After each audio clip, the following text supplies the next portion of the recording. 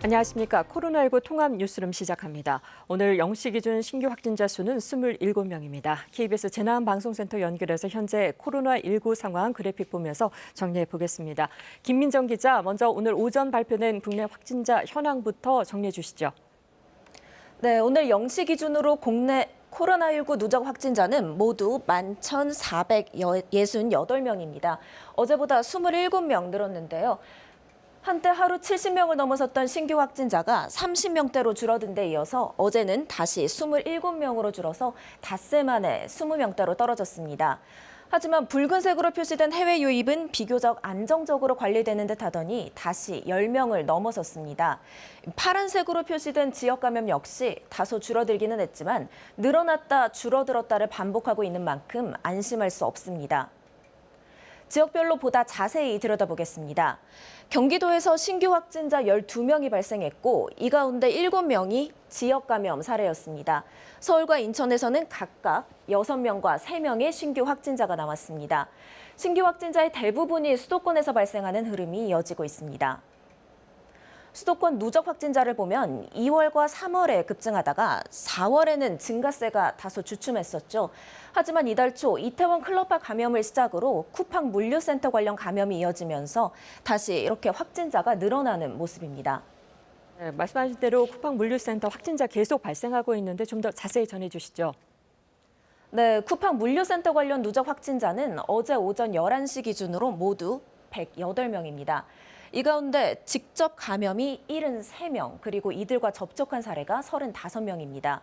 이태원 클럽화 감염과 마찬가지로 2차, 3차 감염자가 계속 발생하고 있어 걱정입니다. 이태원 클럽과 쿠팡 물류센터발 감염 외에도 원어성경연구회나 서울 여의도학원 등에서도 집단 감염 사례가 이어지고 있습니다. 실제로 최근 2주간 확진자를 보면 지역에서 일어난 집단 감염이 전체의 70% 가까이 됩니다. 이태원 클럽발 감염의 경우 7차 감염자까지 확인이 됐었죠. 이 지역 감염의 경우 이른바 N차 감염으로 계속 확산될 수 있는 만큼 주의해야 합니다. 낮 기온이 30도 가까이 오르는 초여름 날씨가 이어지고 있습니다. 덥고 힘들어도 사람들이 많은 다중이용시설에선 꼭 마스크를 착용해야 합니다. 또 손 씻기 같은 개인 위생 관리도 철저히 지켜주셔야 합니다. 지금까지 재난방송센터에서 KBS 뉴스 김민정입니다. 들으신 대로 서울시는 오늘 오전 10시 기준 코로나19 신규 확진자가 6명 늘었다고 밝혔습니다. 신규 환자 6명 가운데 1명은 해외 입국자이고 5명은 감염 경로를 확인하고 있습니다. 김진아 기자입니다. 쿠팡 부천 물류센터에서 시작된 감염이 가족과 지인 등 접촉자들로 계속 이어지고 있습니다. 인천에서는 쿠팡 물류센터 근무자의 19살 딸이 확진 판정을 받았습니다. 부평구에 사는 30대도 확진됐는데 역시 쿠팡 물류센터에서 시작된 감염으로 추정됩니다. 이 환자의 직장 동료가 앞서 확진 판정을 받았는데 동료는 쿠팡 부천 물류센터 근무 경험이 있는 확진자가 방문한 PC방에 들른 것으로 조사됐습니다. 경기도 광주에 있는 행복한 요양원에서도 오늘 80대 입소자 1명이 추가 확진 판정을 받았습니다. 이에 따라 행복한 요양원 관련 확진자는 입소자 4명, 요양보호사 2명 등 6명으로 늘었습니다. 확진자들은 모두 요양원 2관 2층에서 생활한 것으로 조사됐는데 현재 이 요양원 2개 건물은 동일 집단 격리에 들어갔습니다. 한편 경기도 성남에 있는 가천대학교에서는 재학생 2명이 확진 판정을 받으면서 이들과 접촉한 학생, 교직원 등 200여 명에 대한 전수 검사가 진행 중입니다. 확진 대학생들은 개신교 캠퍼스 선교 단체인 한국대학생 선교회 소속으로 같은 집에서 함께 사는 선교회 간사가 어제 확진된 뒤 접촉자로 분류돼 검사를 받았습니다. 서울에서도 양천구 목동에 있는 양정고등학교 학생의 가족이 확진 판정을 받으면서 목동 인근 학원가가 어제 문을 닫고 학생들을 돌려보냈습니다. 해당 고등학생 A군은 음성 판정이 나왔지만 27일부터 등교를 하고 목동 지역 유명 학원 여러 군데를 다닌 것으로 파악됐습니다. 양정구는 교육청과 협의를 통해 내일부터 등교 수업을 진행할지 여부를 결정할 방침입니다. 방역당국은 수도권 확산세를 막는 것이 무엇보다 중요하다며 주말 동안 외출을 자제해달라고 거듭 요청했습니다. 개신교계도 오늘부터 한국교회 예배 회복의 날 캠페인을 진행하지만 최근 수도권 감염 확산세에 따라 별도의 목표 없이 각 교회와 지역별 여건에 맞게 캠페인을 진행할 것을 일선 교회에 요청했습니다. 이에 따라 일부 교회들은 캠페인을 포기하거나 시작 시점을 연기한 것으로 전해졌습니다. KBS 뉴스 김진화입니다. 러시아 교민 180여 명이 특별기를 타고 귀국길에 올랐습니다. 외교부는 한국 교민 180여 명과 외국 국적자 40명 등 모두 230여 명을 태운 특별기가 어제 오후 7시쯤 모스크바를 출발해 오늘 오전 8시 40분쯤 인천국제공항에 도착했다고 밝혔습니다. 승객들은 입국 이후에도 진단 검사를 받고 14일간 의무적으로 자가 격리합니다. 줄 러시아 한국 대사관은 이번에 출국하지 못한 교민들이 추가로 한국행을 원할 수 있어 6월 중순쯤 다시 항공편을 마련할 예정이라고 밝혔습니다. 문재인 대통령은 오늘 의전 비서관을 포함한 7명의 비서관 인사를 단행했습니다. 먼저 사회수석실 교육비서관에는 박경미 더불어민주당 전 의원, 의전 비서관에는 탁현민 대통령 행사기획자문위원이 선임됐습니다. 홍보기획비서관은 한정우 춘추관장, 해외 언론 비서관에는 이지수 한국표준협회 산업표준원장이 선임됐습니다. 신임 춘추관장으로는 김재준 제1부속실 선임행정관이 승진 임명됐고 시민참여비서관에는 이기헌 민정비서관실 선임행정관이, 사회조정비서관에는 조경호 대통령 비서실장 선임행정관이 발탁됐습니다. 코로나19가 다시 확산세에 접어들고 있지만 유흥가를 중심으로 방역 지침을 소홀히 하는 곳이 여전히 많습니다. 방역 당국은 이번 주를 코로나19 확산의 중대 고비로 보고 긴장하고 있습니다. 생활 속 거리 두기를 실천하지 못하는 시설은 장기간 운영 제한이 불가피하다는 말까지 나오는 상황인데 실상은 어떤지 이유민 기자가 지난 금요일 밤 대학가 인근 유흥가를 돌아봤습니다. 금요일 밤, 거리는 사람들로 가득 찼습니다. 네, 보시다시피 자정을 훨씬 넘긴 시각 서울의 한 대학가 인근 유흥가에 와봤습니다. 과연 거리 두기는 잘 지켜지고 있는지 한번 직접 둘러보겠습니다. 마음에 드는 상대와 합석하는 술집, 이른바 헌팅포차 앞에 줄이 길게 늘어섰습니다. 감염 예방을 위해 줄서기를 금지한다고 붙여놨지만 잘 신경 쓰지 않는 모습입니다. 한 1시간 반 정도 걸리겠죠? 강남하고 홍대 이태원 이런 데가 코로나 확진자가 많아가지고 걸리는 거 몰리더라고요. 발열 체크를 하고 안으로 들어가 봤습니다.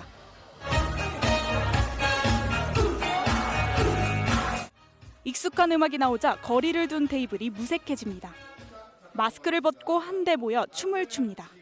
코로나는 젊은 사람이 걸려서 이렇게 못 느끼냐고. 약간 나쁜 사람이에요. 또 다른 술집. 이곳은 테이블 간격이 좁아 2m 거리 두기는 아예 지킬 수가 없습니다.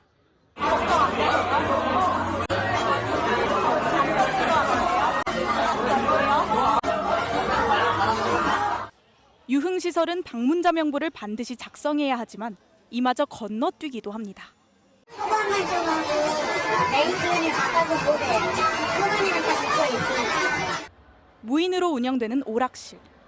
대부분 방문자 기록 명부는 생각도 하지 않고 마스크를 벗은 채 오락에 열중합니다. 이용 자제 시설인 노래방. 방역 수칙대로라면 한번 손님이 다녀간 방은 30분 동안 밀폐한 뒤 소독까지 해야 다시 손님을 받을 수 있는데 이 역시 지켜지지 않습니다. 30분 있다가 들어가야 돼요? 금요일 밤 유흥가에서 방역 지침은 너무 쉽게 무시되고 있었습니다. KBS 뉴스 이유민입니다. 부산에서 등교 이후 처음으로 고3 학생이 코로나19에 감염돼서 학생들의 등교가 전면 중지됐습니다. 하지만 이 학생이 어디에서 감염됐는지 아직 파악되지 않아서 방역 당국이 긴장하고 있습니다. 공웅조 기자입니다. 등교를 시작한 지 열흘 만에 학교 문이 다시 닫혔습니다. 보건소 관계자들은 교실을 소독합니다. 부산 내성고 3학년인 확진자는 인후염과 복통, 그리고 설사 증상을 보인 뒤 보건소에서 검사를 받고 양성으로 판정됐습니다. 보건당국은 이 학생이 서울 이태원이나 물류센터 관련 확진자와 직접 접촉한 사실은 확인하지 못했습니다. 본인이 최근에 여행 이력은 없다라고 이야기를 합니다만 저희가 요 확인들을 위해서 GPS 추적을 해볼 계획입니다. 또한 그 학원 강사나 이 학생의 접촉자에 대한 여행 경력도 모두 조사를 할 계획입니다. 확진 학생의 가족과 학교, 체대 입시 학원, PC방 등의 접촉자 125명 전원은 코로나19 진단검사를 받았습니다. 이 중 학생의 가족과 같은 반 학생 등 86명은 음성 판정을 받았고 나머지 39명의 검사 결과는 조만간 나올 것으로 보입니다. 내성고는 모든 학생과 교직원을 자가격리 조치하고 다음 달 1일부터 원격 수업으로 전환하기로 했습니다. 한편 확진자 학생이 코로나19 증상을 보이기 직전과 검사 당일 여러 차례 PC방을 방문했고 마스크를 벗은 때도 있었다고 부산시는 밝혔습니다. 부산시는 이 학생이 자가격리 지침을 어긴 것으로 보고 처벌 여부를 검토하고 있습니다. KBS 뉴스 공조입니다. 최근 수도권 물류센터와 학원과 이 요양원 등에서 추가 확진자가 나오면서 수도권 확산세를 막는 게 더 중요해졌습니다. 정부는 주말 휴일 동안 외출을 자제해달라고 거듭 요청했습니다. 황정우 기자입니다. 확진자가 나온 건물 인근 공원에 선별 진료소가 차려졌습니다. 구청에서 건물 내 학원 강사 등의 명단을 확보해 무료 검사를 진행합니다. 저희 아들은 거기에 이제 피아노 학원에 다니고 저는 헬스클럽 다니고 해서 문자가 왔길래 검진 받으러 나왔습니다. 여의도 일대는 오가는 사람이 많아 검사 대상자가 앞으로 더 늘어날 것으로 보입니다. 대기 시간을 좀 안내해드리고 그 시간에 오도록 하고 있습니다. 상황을 살펴보면서 그 시기를 결정할 예정입니다. 확진자가 나온 상가 건물도 임시로 문을 닫았습니다. 건물 내 식당 등은 다음 달 7일까지 휴업을 권고받았습니다. 아예 아무도 못 들어가요? 지금 수업해놔가지고 지금 내려놨어요. 이 건물에 있는 학원 강사가 확진 판정을 받았기 때문인데 역학조사 결과 이 강사의 가족 5명 모두 코로나19에 감염된 것으로 확인됐습니다. 학원 수강생 2명에 이어 가족 그리고 가족이 운영하는 부동산 중개소 동료 등 확진자가 모두 9명으로 늘었습니다. 어디서 감염이 시작됐는지는 아직 불분명합니다. 경기도 광주시에 있는 요양원에서도 요양보호사를 포함해 5명이 확진 판정을 받았습니다. 수도권 지역에서 산발적인 감염이 계속되는 상황. 방역당국은 수도권 확산세를 막는 것이 무엇보다 중요하다며 주말 동안 외출을 자제해달라고 거듭 요청했습니다. 식당, 카페, 쇼핑몰과 같이 밀집도가 높은 시설의 방문도 잠시 미루어 주시기 바랍니다. 서울시는 수도권 감염 확산세가 진정될 때까지 어린이집 휴원을 무기한 연장하기로 했습니다. KBS 뉴스 황정호입니다. 부천 쿠팡 물류센터와 관련해서 근무자와 접촉자를 전수 검사했더니 확진자 비율이 지역사회 평균의 배로 나타났습니다. 방역당국은 대규모 유행을 막기 위해서는 직장 내 감염을 차단하는 게 무엇보다도 중요하다며 현장을 개선해달라고 거듭 요청했습니다. 하지만 쉽지만은 않은 상황인데요. 구경아 기자가 취재했습니다. 부천 쿠팡 물류센터와 관련해 방역당국이 전수조사 대상자의 83.5%, 4,300여 건을 검사했습니다. 그 결과 확진된 사람은 현재까지 108명, 검사를 받은 사람 가운데 확진된 비율, 즉 양성률이 2.5에서 2.9%로 나타났습니다. 지금까지 국내 코로나19 양성률 1.3%의 배에 이릅니다. 물류센터 관련 집단의 전염 정도가 지역사회보다 높아 물류센터발 감염 확산 우려가 커지고 있습니다. 그 안에서의 감염의 위험이 더 높다, 전파가 더 많이 되었다, 일반 지역사회보다. 그러니까 그 집단을 컨트롤하는 게 중요하다. 쿠팡 물류센터에서 첫 확진자가 나온 지 아직 일주일밖에 지나지 않았기 때문에 잠복기 2주가 지나면 양성률은 더 높아질 수 있습니다. 보건당국은 집단 감염이 일어날 수 있는 직장 내 감염을 차단하는 게 관건이라며 방역 수칙을 점검하고 현장을 개선해달라고 거듭 호소했습니다. 고용주 그리고 사업주 분들께서 사업장이나 직장에서 생활 속 거리 두기를 실천할 수 있도록 각별히 조치해 주시기를 거듭 당부드립니다. 권준욱 부본부장은 생활 속 거리 두기를 실천할 수 없는 시설이나 장소는 장기간 운영 제한이 불가피하다는 것이 실무자로서 솔직한 심정이라고 밝혔습니다. 어쩌면 이번이 대규모 발생에 대비할 수 있는 마지막 기회라는 겁니다. KBS 뉴스 구경합니다. 코로나19 사태의 장기화에 따른 심리적 피로감 회복을 위해 자가격리자와 의료진에게 반려식물과 실내 정원이 지원됩니다. 행정안전부와 보건복지부, 산림청은 반려식물을 보급하고 실내 정원을 조성하는 재난심리회복 사업을 진행한다고 밝혔습니다. 산림청은 씨앗, 화분, 흙으로 구성된 식물 마음돌봄 키트를 제작하고 행안부는 이를 자가격리자 비율에 따라 지자체에 배분해 대상자에게 전달할 예정입니다. 또 복지부가 선정한 감염병 전담병원, 보건소에 산림청이 실내 정원인 스마트 가든 설치를 지원할 방침입니다. 코로나19 확산으로 대규모 공채나 시험이 미뤄지는 가운데 경찰 공무원 필기 시험이 어제 치러졌습니다. 한 차례 연기됐다가 2달 만에 열렸지만 수험생들은 방역 지침에 적극 협조했는데요.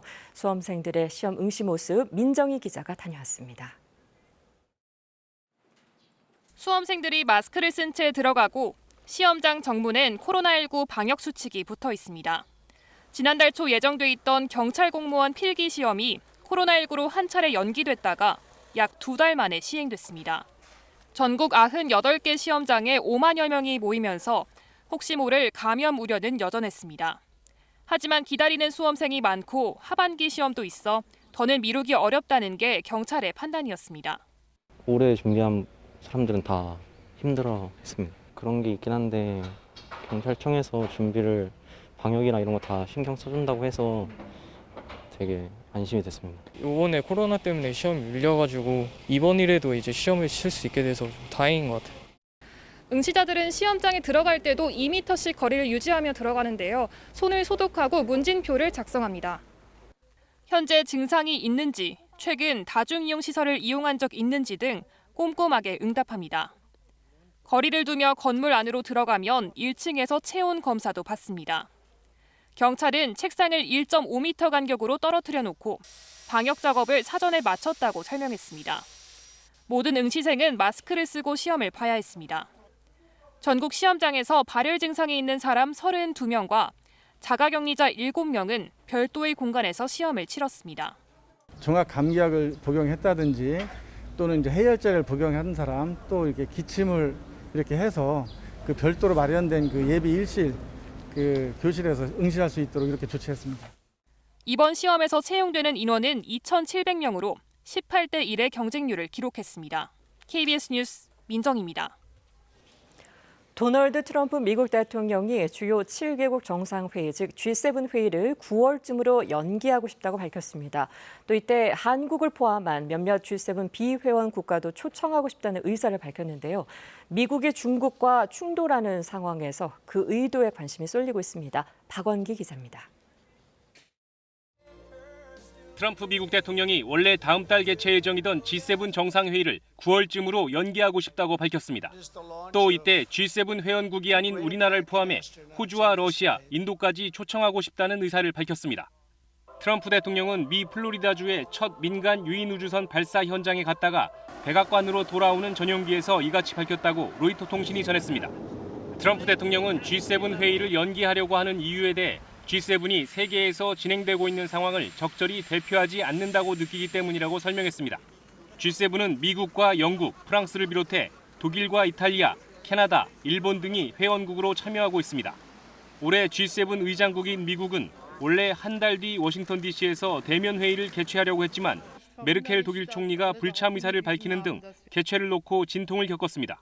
트럼프 대통령이 G7 회원국 외에 한국 등을 초청하겠다는 것이 G7 정상회의를 일시적으로 확대 개최하겠다는 뜻인지 아니면 다른 의사가 있는 것인지 현재로선 불분명해 보입니다. 일각에선 미국이 중국과 충돌하는 상황에서 트럼프 대통령이 기존 G7으로 구축된 강대국 질서를 중국을 견제하기 위해 재편하려는 의도가 있는 것 아니냐는 분석도 나오고 있습니다. KBS 뉴스 박원기입니다. 트럼프 미국 대통령이 G7 정상회의에 한국을 초청하고 싶다고 말한 것과 관련해 청와대는 앞으로 미국 측과 협의해 나가야 할 부분이라고 밝혔습니다. 청와대 핵심 관계자는 오늘 기자들과 만난 자리에서 트럼프 대통령의 입장을 인지하고 있다면서 이같이 밝혔습니다. 또 미국 측으로부터 사전 요청이 있었는지에 대해서는 사전에 통보받지 않았다고 답했습니다. 미국 민간기업 스페이스X의 유인 우주선이 오늘 새벽 성공적으로 발사됐습니다. 정부가 아닌 민간기업이 유인 우주선을 발사한 것은 이번이 처음인데요. 전기차 회사 테슬라가 본격적인 우주 여행 시대를 열겠다며 추진한 우주선, 금채랑 특파원이 전해드립니다. 3, 2, 1. 유인 우주선 크루 드래곤이 대지를 박차고 힘차게 하늘로 치솟습니다. 미 항공우주국 나사 소속 우주비행사인 헐리와 벤켄 두 명을 태운 우주선 발사가 성공하는 순간입니다. 로켓 팰컨 9에 실려 하늘로 날아오른 우주선은 10여 분 뒤 추진체인 로켓을 성공적으로 분리한 뒤 400km 상공의 우주정거장으로 향했습니다. 우주비행사들은 우주정거장에서 최대 4개월까지 체류한 것을 목표로 다양한 실험을 마친 뒤 귀환할 예정입니다. 이번 우주선 발사의 주체는 정부가 아닌 민간기업 스페이스X. 전기차 회사 테슬라의 CEO이기도 한 일론 머스크가 우주 여행 시대를 앞당기겠다며 지난 2002년 창립한 기업입니다. 머스크는 화성을 개척하고 본격적인 우주 여행 시대를 열겠다고 말해왔습니다. 비용 절감을 위해 추진체인 로켓은 재활용한다는 방침이고 이번 발사에 사용된 로켓도 발사됐다가 회수된 재활용 로켓입니다. 트럼프 대통령과 펜스 부통령도 우주센터를 찾아 발사 순간을 지켜봤습니다. I'm so proud of the people at NASA, all the people that work together, public and private. And when you see a site like that, it's incredible. 뉴욕타임스는 이번 유인 우주선 발사가 우주과학 기술 분야에서 미국의 탁월함을 보여준 것은 물론 코로나 바이러스 사태와 경제적 불확실성이 커진 상황에서 이뤄진 승리라고 평가했습니다. 버지니아에서 KBS 뉴스 김철영입니다. 미국에서 경찰 무릎에 눌려 숨진 플로이드 씨 사건에 분노한 시위가 미국 전역으로 확산되고 있습니다. 분노가 전국에서 폭발하면서 시위는 폭력 양상을 보이고 있는데요. 백악관 앞까지 항의 시위가 번졌습니다. 김은규 특파원입니다. 백악관 앞입니다. 자정을 넘긴 시간이지만 시위대들은 돌아가지 않고 나는 숨을 쉴 수 없다. 흑인의 생명도 중요하다라며 항의하고 있습니다. 백악관 문 앞에서 시위대와 경호대가 충돌하며 시위는 격렬해집니다. 흑인 플로이드 씨가 백인 경찰 무릎에 눌려 사망한 지 나흘 만에 시위는 백악관까지 번졌습니다. 미 대도시는 빠진 곳 없을 정도로 시위는 전국적입니다. 그리고 일부에선 폭력적입니다. They just threw something on fire, Chris, a firecracker. Something's on fire. 시위대가 CNN 본사에 난입해 경찰과 대치했습니다. 고속도로를 막은 시위대는 차량을 습격해 약탈합니다. 주 방위군이 투입되고 야간 통행 금지 명령이 내려졌지만 시위대는 아랑곳하지 않습니다. 플로이드 씨를 무릎으로 눌렀던 당시 경찰은 3급 살인죄로 체포됐습니다. 시위대는 관련 경찰 4명 모두 살인죄로 법정에 세워야 한다고 요구합니다. 약탈의 사격이 시작된다고 했다가 그게 할 소리냐는 역풍을 맞은 트럼프 대통령은 당황했습니다. When you do have looting like you had last night, people often get shot and they die, and that's not good. 시위 규모는 더 커지고 있습니다. 주 방위군 투입에 이어 정규군 투입도 준비되고 있습니다. 코로나19 국가 비상사태에 해묵은 그러나 여전히 풀지 못한 인종차별 질곡에 미국은 신음하고 있습니다. 워싱턴에서 KBS 뉴스 김은규입니다. 코로나19 여파로 한 달 만에 열린 부처님 오신 날 법요식이 오늘 오전에 전국 사찰에서 열려서 절을 찾는 사람이 많습니다. 그런데 불교 사찰에 가면 불상 뒤에 부처의 모습을 그린 탱화라는 그림이 걸려 있는데요. 어떤 사찰에는 극락의 풍경을 일일이 나무에 새겨 그림처럼 벽에 걸어둔 목각탱이 전해오고 있습니다. 선재희 기자가 목각탱의 세계 소개해드리겠습니다.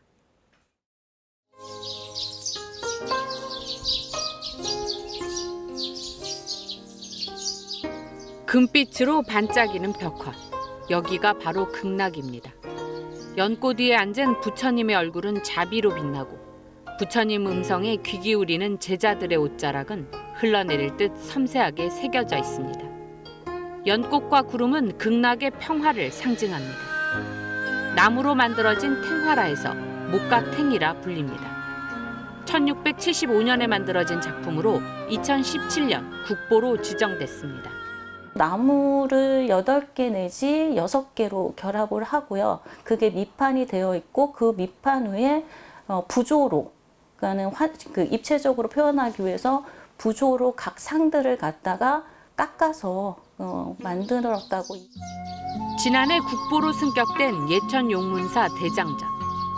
1684년에 제작된 목각탱이, 상상 속 극락의 풍경으로 세상사에 지친 이들을 위로합니다. 하단에는 사천왕을 이제 네 분을 모시고 중단에는 아미타불 중심으로 해서 8대 보살을 모셨고 나머지 여백의 공간을 가섭존자와 안한존자를 배치해서 전체 10분을 맞추었고 이 작품을 남긴 17세기 후반 승려 단흥과 탕밀은 문경과 예천, 상주 등 문경 세제 부근 사찰을 돌며 나무에 극락을 새겼습니다. 현재 남아있는 목각탱은 전국에 모두 8점. 한 점 한 점 예술로 승화된 종교의 힘을 보여주고 있습니다.